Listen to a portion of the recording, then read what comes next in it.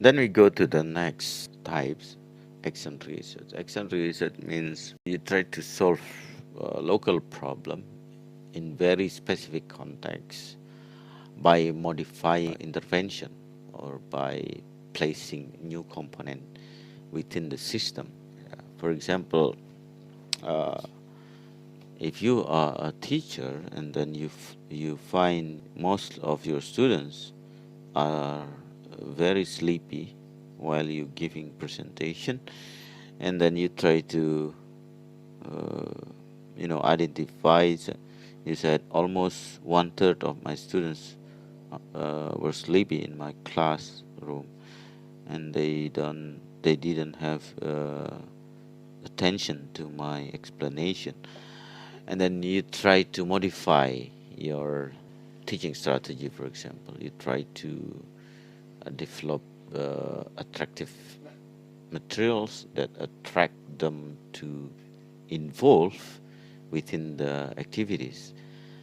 For example, you try to bring digital support like using computer and playing some colorful materials with very interesting music, for example, and you try to observe whether they change their behavior.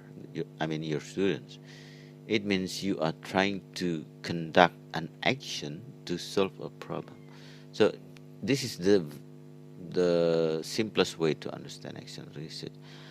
This kind of research is not only conducted in school context. Sometimes we can use this, not sometimes, mostly it is used by professional in company to solve issue in human resources department. They will use action research to see whether a policy or, let's say, a new rules in a company or new facility or whatever, you try to act in particular context that will give impact to the problem in that community. Okay, we go to case study. Case study is a research methodology that helps in exploration of a phenomenon within some particular context through various data sources. It means that you try to understand a phenomenon by it happen in very particular place or particular context, and you try to grab data from various data sources within the context. So it undertakes the exploration through variety of lenses in order to reveal multiple facets of the phenomenon. So, for example, we heard the fact about problem in our society in West Nusa Tenggara, which is about foundational skill of literacy. Research earlier in 2019 claimed that like 25% of early age students, or let's say primary school students, they have difficulties in reading. Yeah. Means that a quarter of our future adult, they have delayed opportunity to understand knowledge and skills compared to children with the same ages with them in other place of like in America or other places in the world. So the question is, do they go? Did they go to school? Yes, they did. Did they have a chance to study? Yes, they have. But then what is the problem? And then we try to see from ethnography. We try to get data from ethnography, and then we try to find data from pedagogy. We try to observe the school, classroom interaction. We try to understand the materials, instruction, the teacher, and everything. We see from the government policy and program. We try to seek whether this issue has been given attention from them, and then we try to maybe we can see from the health issues, for example. Maybe they have problems with their mental processing, like it caused them to be dyslexia, for example. I don't know, but it will be very interesting to see the phenomenon from various angles. Yeah. So in taking qualitative case study, you have to very sure about how the context is very essential. Yeah. So the context creates difference. What I mean here, it's very specific and unique in one place.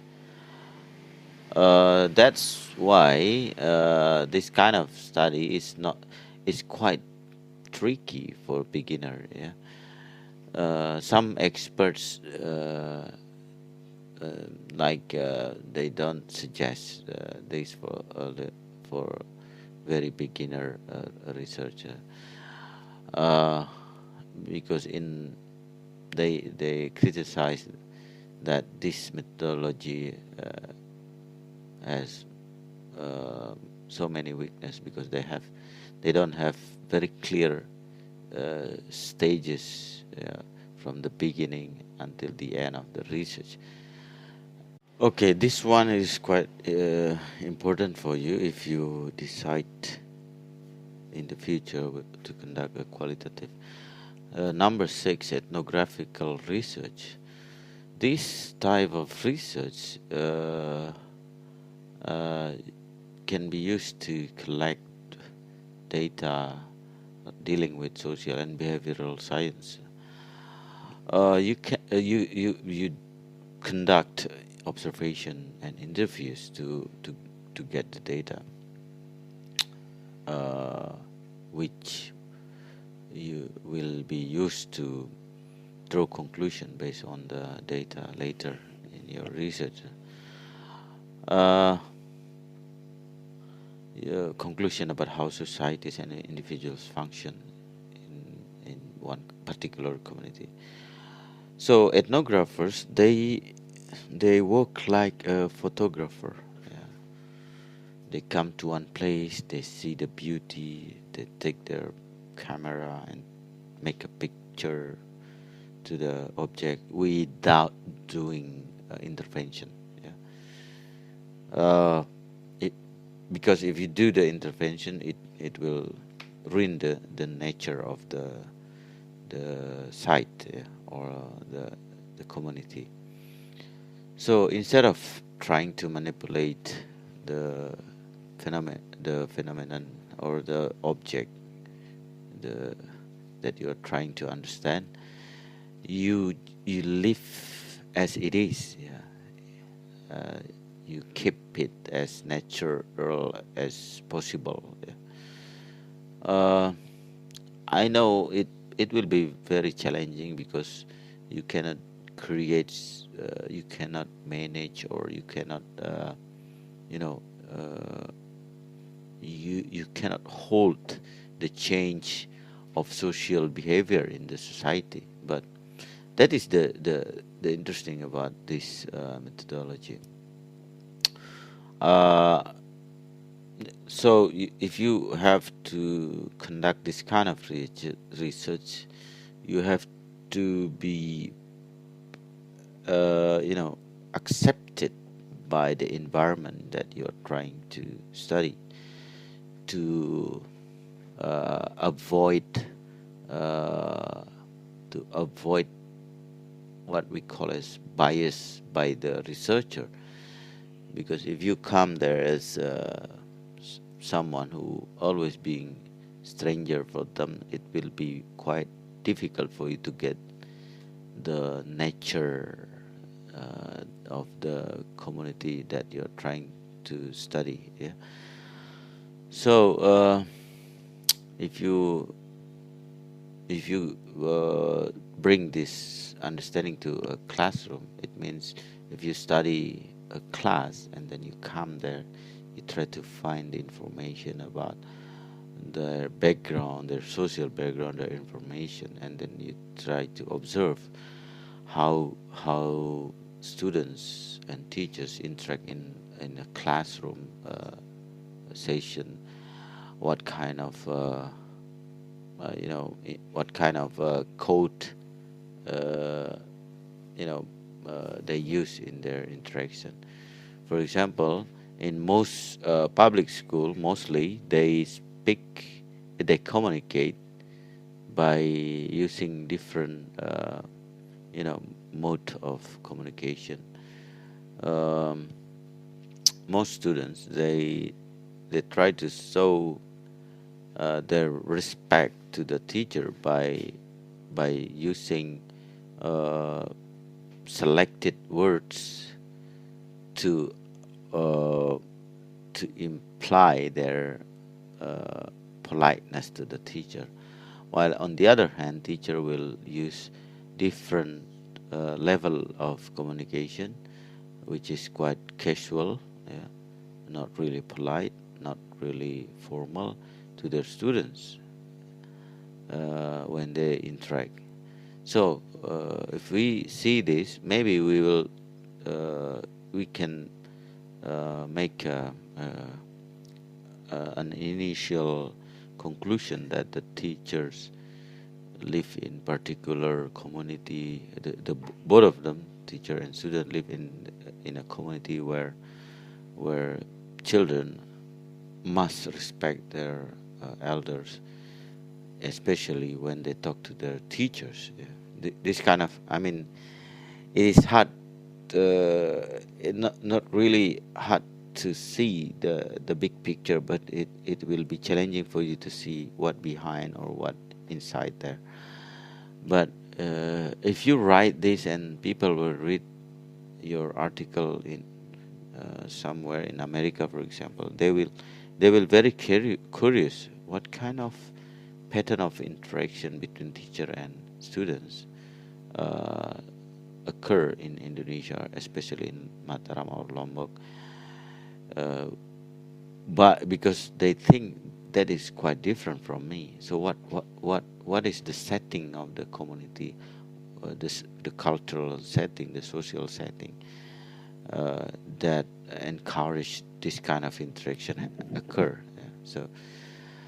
So by conducting ethnographical research, you are trying to put almost all component of social within a society to understand a phenomenon.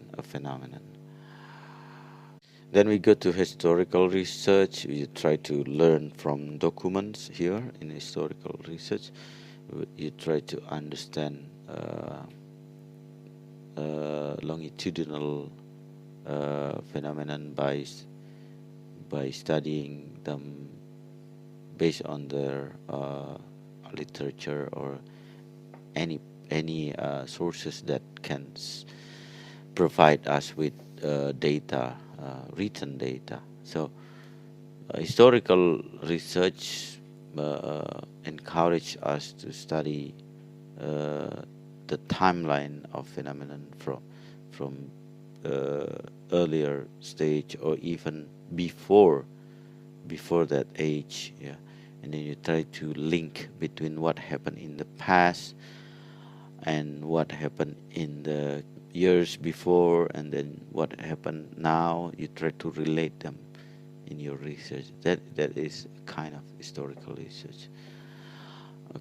Okay, the last one, content analysis.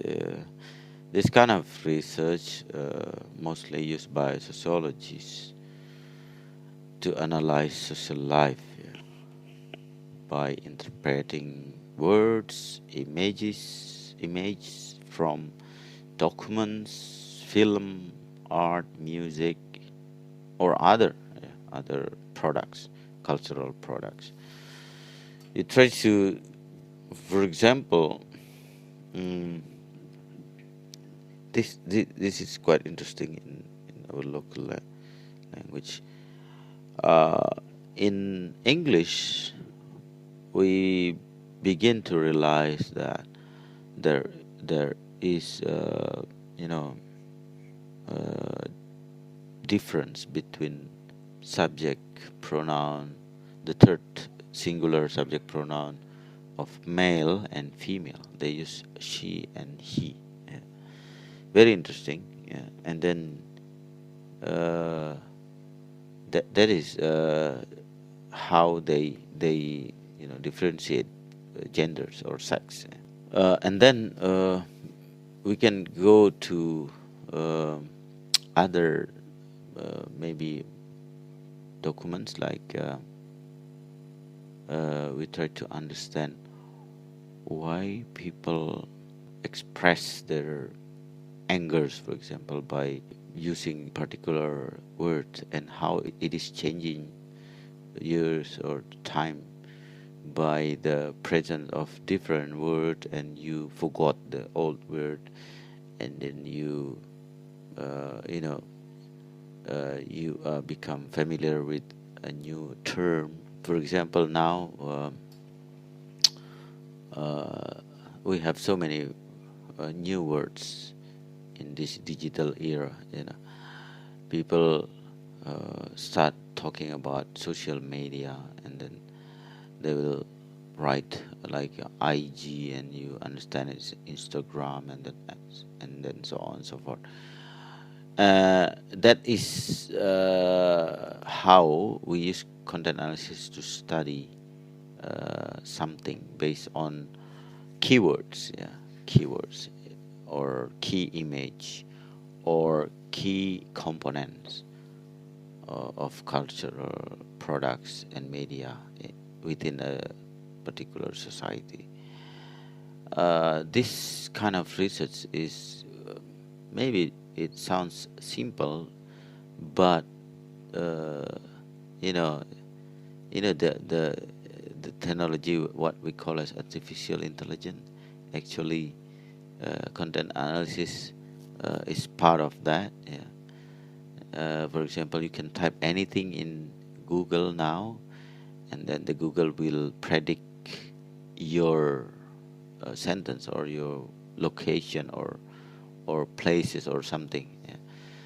That is the ability of the artificial intelligence to identify content of your search, based on your you know based on your records, in the computer. So this kind of ability demonstrated by online platform is actually what we is actually how we can use content analysis in real life, or we can study about how many time for example, President Joko Widodo mentions or uses particular words in his public speech, for example. We try to understand it. What did he mean by saying that word, or by using that word, or by often using that word to in different situation, different places. So we can study something like that, or we can go to a text and then or a book, and then we try to study content, how many time this person using this kind of preposition or other kind of type of words in his writing, for example. And then based on that, you try to grab conclusion about the tendency or the repeated behavior from the authors. I think that's all about the types of qualitative research approach. And then I think that will be very so much things I have told so far. So What I want you to do now, you have to read the all of the types of qualitative research approach and try to make a very brief summary by yourself. I don't expect any copied version of that, because I'm expecting you to write your understanding, to write your summary based